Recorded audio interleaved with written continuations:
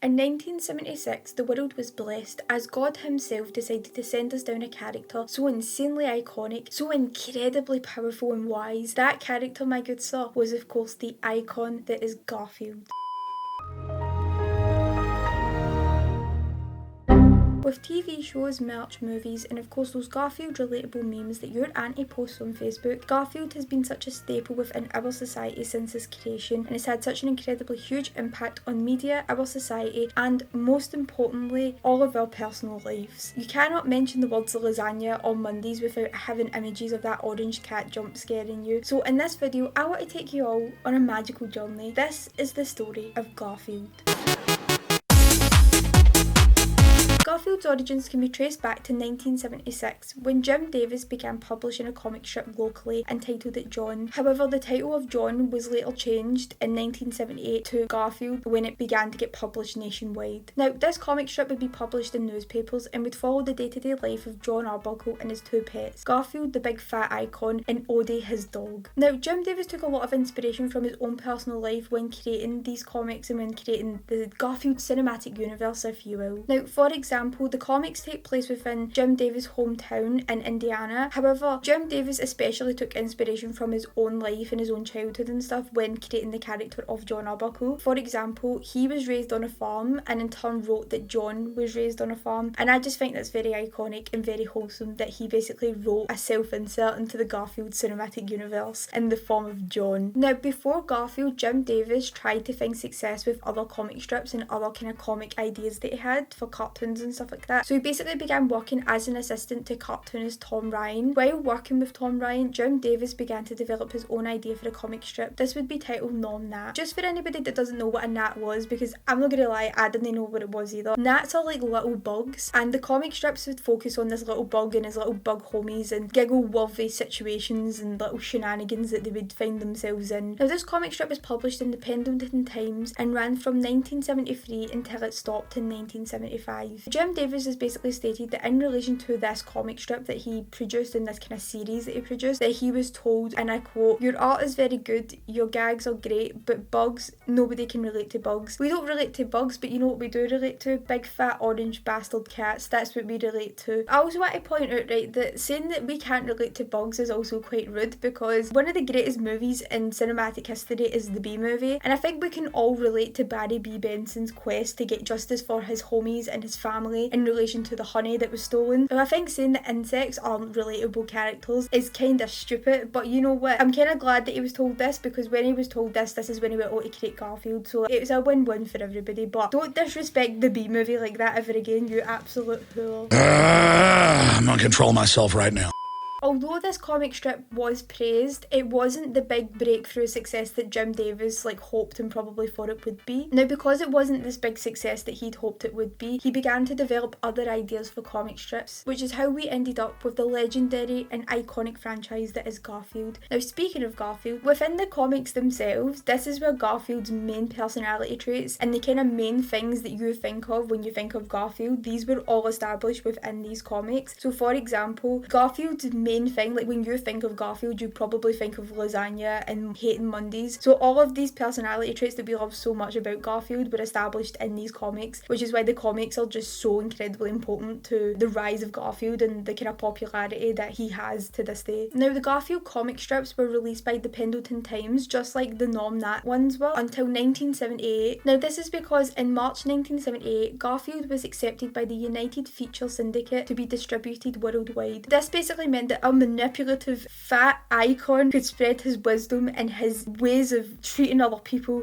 to people all around the world. On the 19th of June 1978, the Garfield comic strips were officially published in 41 different newspapers. I actually read as well that the Chicago Times basically broke hearts and spirits around the nation as they basically decided to banish Garfield from their newspaper. However, this brought that much pain and sadness to the people of Chicago that when this happened, they demanded that Garfield be brought back to their newspaper newspapers, and so this is exactly what happened, and Garfield was brought back to the newspapers, which I think highlights how incredibly popular Garfield really was. The Garfield comic strips became such a phenomenon that by 1981 Garfield was published in 850 newspapers and had also sold over 15 million in merch, which again is just so incredibly iconic. Like, what an icon, this franchise is so iconic, I love it. Now, because of the sheer amount of merch that was being sold, Jim Davis decided to start his own company, which is actually called Paws Inc. Now, the merch for Garfield is such a phenomenon that it will get its own section, like, don't worry my homies, right? But it's just crazy to think that how massive it was just 3 years after being created. However, back to the comic strips. Now, the strips by 1982 began to appear in over 1,000 newspapers, which meant that even more people were having the honour of witnessing the icon that is Garfield. Like most cartoon characters, Garfield went through some drastic changes, and the way that we know him now is very different to the way that he was originally presented to us. Now, in the beginning, Garfield was shown to be like a normal cat with like tiny little eyes. Like, he appeared to be kind of more realistic to a cat, if you will, even though he is a cartoon, like he looked more like a cat. However, in 1984, Jim Davis decided that he wanted Garfield to be a bit more cartoonish, so he began drawing Garfield with bigger eyes and also drew him standing up on 2 legs like a human rather than down on all fours like a cat. Now, this made Garfield stand out compared to other animals within the Garfield comic strips, such as Odie, who was still drawn to be like a realistic dog. Now, Jim Davis was quoted as saying that he decided to do this as he thought it would be easier for Garfield to push Odie off the table and to reach for pieces of pie if he was standing up on 2 legs rather than down on all fours, which I think is just so iconic and also plays into the fact that Garfield is such an incredibly iconic personality. He's just such a manipulative and nasty king, and we love it. Garfield at Large by Jim Davis. Now, as you can see in this panel, Garfield doesn't care for normal. But like him or not, normal is here to stay. Or is he? Let's read on. Now, with the success of the comic strips, Jim Davis began to venture out with the Garfield brand and with the Garfield franchise. So Jim Davis decided that the obvious kind of next stage of this would be to produce books. Now, Garfield's first ever book was published in 1980 and was titled Garfield at Large. Now, ever since this specific book, there have been a total of 75 Garfield books produced between the years 1980 to 2023, with the newest book, as I'm recording this video, being set to be published in December of 2023. Now, the book titles actually all follow the same kind of theme of taking the piss out of Garfield for being such a big fat bitch, right? So, for example, some names that give me a lot of giggles include Garfield weighs in, Garfield takes up space, Garfield beefs up, and Garfield spills the beans, just to name a few. Now, the books will usually be made up of the comic strips that had been released over a 6-month period. There would usually be 2 books released per year. So the kind of like first half of the year, there would be a book released with all of those comic strips in it, and then for the second half of the year there would usually be another book that would be released with the other set of comic strips in them. Now, this was done so that the Garfield stans could have easy access to all of the comics, and so that we could all keep up to date with the Garfield lore and the wise advice that Garfield would want us all to know. I think it's also just so they can preserve the Garfield comic strips, which I think is such a cool idea, like so iconic. So, fun fact about these Garfield books is that the first 36 books were longer in shape than normal books typically are, and this was because Jim Davis wanted the books to be the same length as the comic strips. So he didn't want to shrink the comic strips, he wanted them to be the same length as they were in the actual newspapers. However, this stopped after the 36th book, and they were released as kind of like normal book sizes, and they actually went back and took the first 36 books and released them again in like a kind of normal book size and called this Garfield's Classics. Why can't they make a good red wig?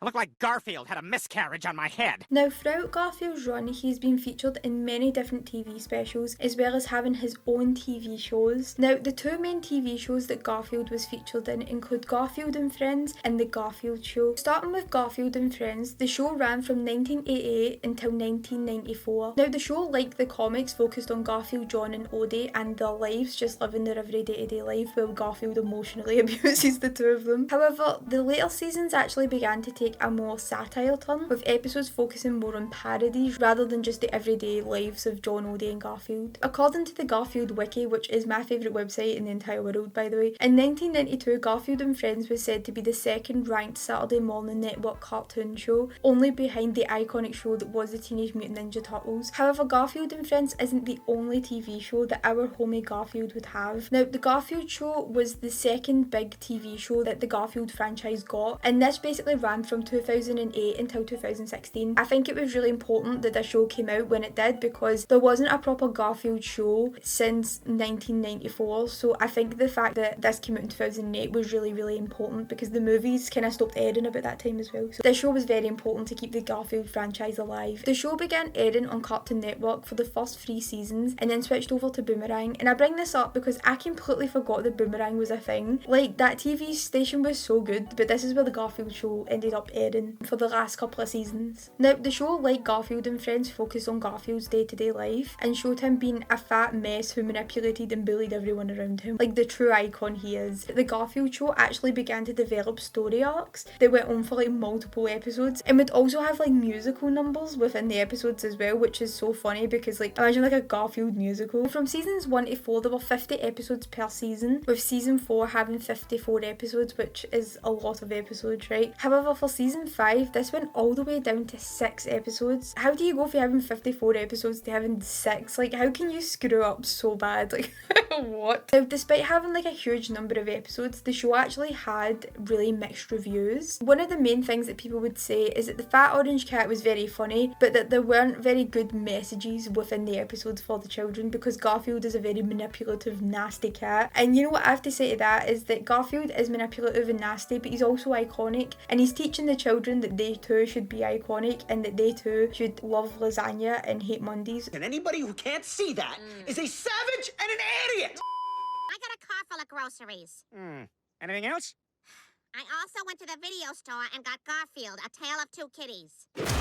Now, because Garfield is so incredibly iconic and so incredibly god-worthy, we as a society thought it would only be right that the icon got not only 1 movie, but 6. Now, these 6 movies include Garfield the Movie, Garfield A Tale of Two Kitties, Garfield Gets Real, Garfield's Fun Fest, Garfield's Pet Force, and of course the untitled Garfield movie that is yet to be released, but it will have the voice acting of Chris Pratt. Now, most of these movies were animated. The only exception to this is the Garfield movie and Garfield A Tale of Two Kitties, which were both live action CGI, kind of like Alvin and the Chipmunks and like those types of movies, like the kind of like talking animal movies that were really popular back in like the early 2000s, like 2010s. I honestly think Garfield could have set that off. Garfield was the cause of the pandemic of the live action CGI animal movies, and you know what, I love those movies so much, like they were so good. But anyway, now the first 2 Garfield movies were both live action and both take place within the same cinematic universe, with Garfield A Tale of Two Kitties being the sequel to the first one. Now, with the Garfield live action movies, Bill Murray actually had the honour of voicing the icon that is Garfield. Now, the first of these 2 movies was released in 2004 and was met with mass success. However, despite the success, the film was bombarded with negative reviews. Even though I think it's a cinematic masterpiece, some people are just very dumb and very small-brained and they don't know a cinematic masterpiece when it smacks them across the face. Now, this movie was really important for the Garfield franchise because even though it was hated by everyone with eyes, it showed that if written properly, the world could still be in love with Garfield, because even though it was bombarded with negative reviews, it was very, very popular and it done really, really well. Like, it brought a lot of money to the Garfield franchise. It showed that the world was still in love with this fat orange bastard and we weren't ready to let him go yet. Now, after the success of the live action movie in 2004, there was a domino effect of other Garfield movies that were made afterwards. So there was Garfield A Tale of Two Kitties, and then there was a bunch of animated ones as well, with the last animated movie being released in 2008. So as a society, we never thought we'd ever be blessed with a Garfield movie ever again. However, that was until it was announced that a new Garfield movie was in the works. Now, the movie is set to be released in 2024, and you best believe I will be the first person in line to see this movie. If I have to scalp children at the way in order to get in to see it, I will do it. I don't care. Now, the movie was actually in some weird hot water because it was announced that Chris Pratt was going to be the voice of our god Garfield. Now, the reason that this was kind of a bigger deal than it probably should have been is because this came right off the heels of it being announced that Chris Pratt was going to be Mario in the Mario movie. At the time, people were really upset that he was going to be the voice of Mario, but I think if you actually do watch the Mario movie, like the Mario Bros movie or whatever it's called, he does really well, and like there's some things he'll say in it and I'll be like, oh, that's a bit cringe, isn't it? But I think at the same time he done a really good job. And Chris Pratt has also been the voice of like other animated characters such as Emmett in the Lego movie, and I think he done a really good job in that as as well. I think that's the main reasons why this movie was getting a bit of hate, but I don't think it's the fact that it's Garfield. I think it's more to do with the fact that it's Chris Pratt voicing Garfield, if that makes sense. So that was like a controversy that the new Garfield movie found itself in, is the fact that people are not happy with Chris Pratt voicing Garfield at all. However, it was also announced that Samuel L. Jackson would be playing Garfield's father, so I think if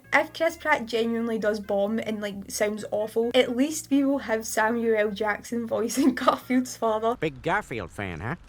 Me too. Not this big. Now, Garfield, as we know, has had such an incredibly huge impact on our society. One way that the franchise has managed to do this is through their merchandise. So I spoke a bit about the merchandise like right at the beginning of the video, but it was just to show how incredibly huge the merchandise got just in the first couple of years of the franchise becoming a thing. But the merchandise is such an incredibly huge factor within the Garfield cinematic universe. Now, since this fat bastard cat began to become popular, he has been milked for everything he's worth in the form of merchandise. From plushies to t-shirts to cups, there isn't anything in the world that doesn't have this fat cat's face plastered across it. Now, people have dedicated their whole entire lives to collecting Garfield merchandise, and I don't blame them because it is so incredibly iconic. Now, the Garfield merch is such a huge phenomenon within the Garfield world, and I bet if you walk down the streets of your local town, you'll see someone wearing a Garfield t-shirt declaring their hatred for Mondays or something like that. However, there is one piece of Garfield merch that has become such a phenomenon that it deserves its own section. This is the ugly Garfield plush, a realistic looking version of Garfield in plush form. This plush has become such a cultural phenomenon that everyone went from hating it and thinking that it was an abomination to everyone with eyes to desperately wanting one and loving the little guy. The people have made reviews on it, people post videos on it on like YouTube and TikTok, and people genuinely just post pictures of it and like kind of posts about it on social media platforms such as Twitter. Sadly, I, for the life of me, cannot figure out the history behind this thing. I have looked everywhere, I've scanned the internet high and low, and I for some reason just cannot find where it originated from. Now, some listings have it posted as a Garfield plush and some have it posted as fat orange tabby cat, so I don't know if it's like an official merchandise thing, but it's just known on the internet as like the ugly Garfield plush. So I do think that even if it isn't an official piece of Garfield merch, it really does look like him as well, so I think it should just be lumped in with it, to be honest, because it's just such a phenomenon. A lot of people think I'm obsessed, but I think I'm pretty normal. Okay, you reeled me back in. Now, within internet culture and in terms of memes, Garfield is an interesting case to me. This is because it seems as though he is enjoyed by everyone. Everyone enjoys Garfield memes to some extent. Now, some of them are absolutely insane and are the most out of pocket, most damaging things to your eyes you could ever see in the world. Like, I have had to look at some weird stuff for this video, right? But then some of them are like the most wholesome, kind of like normal memes that you would expect like your auntie to post on Facebook. There's different layers to Garfield memes, but what I think is so interesting is that Garfield is kind of enjoyed by everyone. So I'm going to do kind of like a iceberg type situation where I'm going to kind of go from like the kind of most known memes to the kind of more obscure ones. Let's just go through this. The Garfield iceberg of memes. Now, the first tier of Garfield memes comes from what I like to call Facebook auntie memes. Now, these are basically the types of memes and pictures that your auntie posts or shares on Facebook that usually follow the formula of being relatable and agreeing with Garfield on his various different views on stuff within our society. So, for example, these memes will usually have an image of Garfield with writing on it, either to do with hating Mondays, being lazy, or loving food. Now, this is the most basic kind of Garfield meme just because everybody's seen them, everybody knows what it is. Like, everybody's probably been guilty of posting it or has probably known someone who has posted it. These are the most commonly known Garfield memes, which is why they're the first tier. Now, as we go further down this iceberg, we'll see that it isn't just nice normal Facebook people that are just using Garfield's likeness and his like wee personality and his quotes for giggles. It gets a lot darker than that, so let's continue. Now, this category is where we head into unhinged territory, but it isn't as bad as it will become as we go further down this iceberg, right? But it's still quite unhinged. Now, these memes, from what I've seen, focus more on the comics and will either giggle at the comics themselves, make their own comics by changing the words, or will cut off parts of the comic strip to make it seem a lot darker or to kind of cut off the kind of context, if you will. Now, one example of this that I feel like a lot of people will remember is this comic strip here that went viral a while ago. I don't exactly know how long ago it was, but I know that it was like a thing. Like, I remember seeing it so much, so I feel like people will remember this one. But this is usually how these comic memes will go. For example, the comic basically sees John screaming at Garfield to wake up as Garfield is deflated, right? Now, this actually uses all of the criteria listed above because it took this single scene from the strip, so it took away the context of the scene, laughed at the actual comic itself, and then began to create their own dialogue for it. So it kind of uses the different criteria for this type of meme, and I kind of realised I'm going into a lot of detail about something that really doesn't matter, right? But like, you know what I mean. This is a really good example of like what I mean by comic memes. Now, these memes focus on this scene that appeared from one of the Garfield shorts that aired before the episodes of Garfield and Friends would begin, where Garfield appears as a big yummy buff man with big muscles. He appears as a big beefcake, if you will. Now, people took buff Garfield and drew fan art of him and also began to create memes based around him. So basically, buff Garfield became such a cultural phenomenon. Now, the reason that this is here within the iceberg is because buff Garfield found his way onto the dark side of the internet and the dark side of the Garfield fan base that is very unhinged. However, it is nowhere nearly as bad as the stuff we're about to touch upon. God have mercy on us all and of our eyes.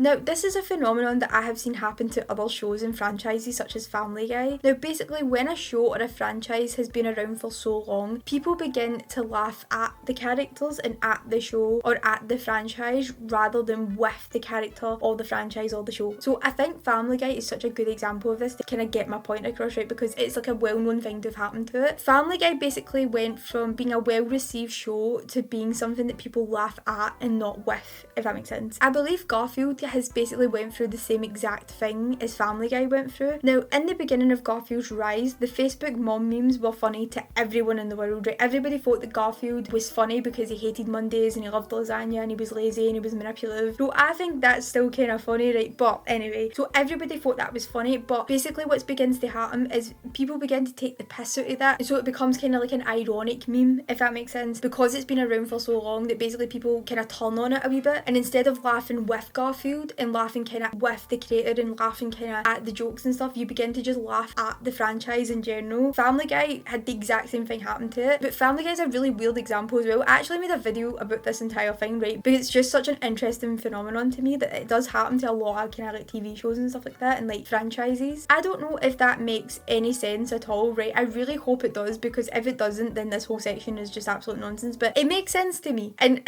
I don't really know like how else to explain it. It's just like people just have began to take the piss out of Garfield and out of the Garfield franchise rather than taking it seriously, and that's where a lot of these specific memes come from. So basically, instead of using memes from the shows and the comics and the movies and stuff like that and giggling at them because they're funny jokes, people will take this and will laugh at it and they'll make memes out of it to take the piss out of it. So rather than laughing with it, you're laughing at it. And although it's kind of sad in a way, in my opinion, when this happens to a show or when this happens to a franchise, it's cemented itself as being the true winner, because that is what I think keeps a show relevant, is like if it can have the ability to have people take the piss out of it. Like, think of how many franchises and shows and stuff like that have been around and like they're just non-existent anymore because they haven't got that kind of magical thing about them that makes people want to take the piss out of them. And although it does sound really sad, it's kind of like a backhanded compliment, because you're like, your show's really good but we want to take the piss out of it. This kind of section of the iceberg is people are laughing at the franchise rather than laughing with it.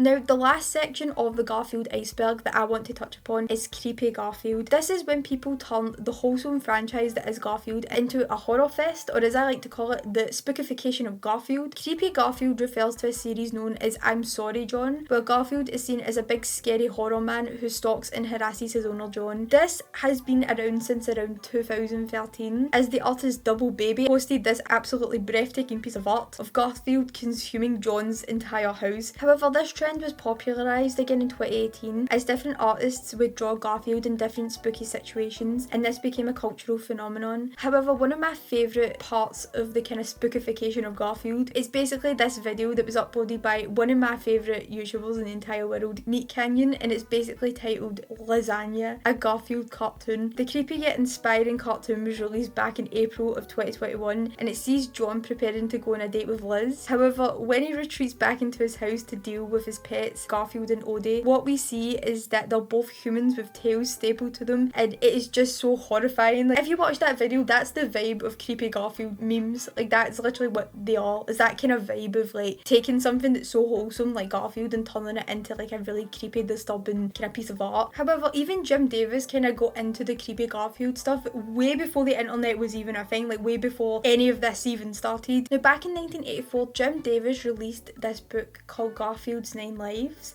and I'll let my homie Peter tell you all about it. You want to read something seriously messed up? Go out and pick up Garfield, His 9 Lives. An absolutely bizarre, fucked up piece of fiction. Half of them aren't funny. They're just artsy, scary, and disturbing. Why did you do Garfield, His 9 Lives, Jim Davis? Why did you do that dark, freaky one where Garfield kills that old woman? You want to see a picture? Look at this. This is an actual picture from the book. Hey, nice to see you, Garfield. What's the matter? You a little agitated? About to commit murder? Come on, Jim. Your job is to give us yucks. A job you do damn well, make no mistake. That's why old Peter's giving you a get-out-of-jail-free card on this one. But I don't want to see another one of those. All right, because it scared the bejesus out of me, and I had to sleep with my mother for a week. I am quite finished. Shut up, Garfield. Why do you hate Mondays? You don't even work. Now, in conclusion, I could go on and on about the impact that this silly fat bastard has had on our society, but it would take a whole entire lifetime to do so. Jim Davis is an absolute icon and an absolute inspiration to us all. A god among men, if you will, for giving us the gift that is Garfield. The fact that Garfield has been around since the 70s and has managed to not only maintain his popularity, but has also managed to stay incredibly relevant within internet culture is incredibly iconic, and that is why Garfield is an absolute godsend of a franchise. Dance for me, Garfield. Not a chance. If you want, sure Odie would be happy to.